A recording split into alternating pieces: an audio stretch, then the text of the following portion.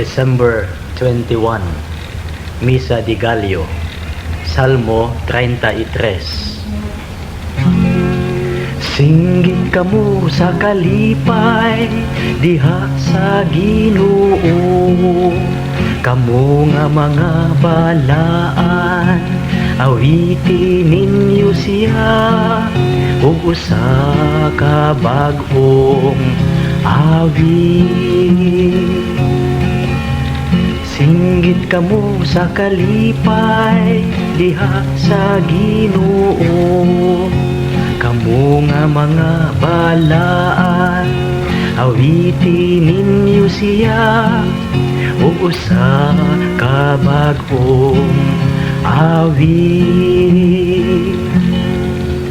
Pasalamati ang Ginoo diha sa Alpa, uban sa lira nga may napulo ka kuldas. Awiti ang iyang mga pagdahi, awiti siya ug usa ka bag-ong awit. Ayuha pagkaplit ang mga kuldas, uban sa mga singgit sa kalipay. Singgit kamo sa kalipay, diha sa Ginoo. Kamo nga mga balaan, awiti ninyo siya.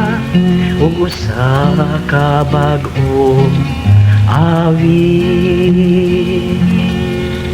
Ang laraw sa Ginoo nagabarog sa kahangturan. Ang huna-huna sa iyang kasing-kasing, latas sa tanang kaliwatan. Bulahan ang nasod kansang Dios mao ang Ginoo. Ang lungsod nga iyang gipili, alang sa iyang kaugalingong kabilin. Singgit kamo sa kalipay, diha sa Ginoo. Kamo nga mga balaan, awiti ninyo siya.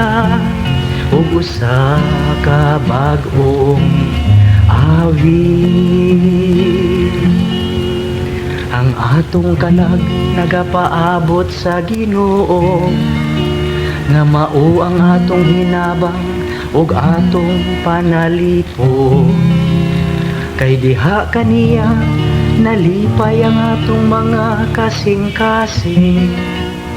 Diha sa iyang balaang ngalan nagasalig kita.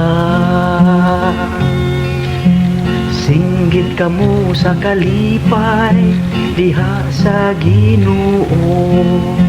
Kamo nga mga balaan, awiti ninyo siya. Ug usa ka bag-ong